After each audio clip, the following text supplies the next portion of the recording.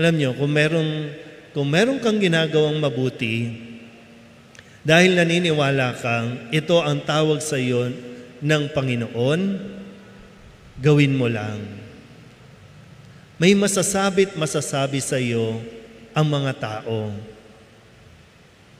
Pero kung naniniwala ka na ito ay ginagawa mo dahil sa Diyos, huwag kang magpapa-apekto.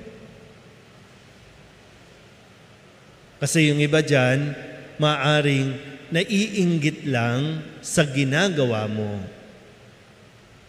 Yung iba, gagawan ka talaga ng kung ano-anong kwento, madiscredit lang yung ginagawa mong mabuti. Tuloy mo lang.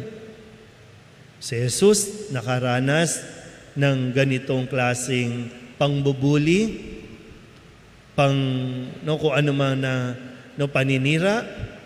Si Santa Maria Margaret nakaranas din.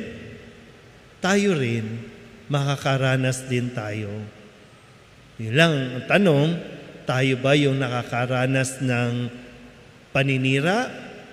O baka tayo ang naninira dahil hindi natin matanggap na mayroong masigit na nagiging mabuti at nakakagawa ng mabuti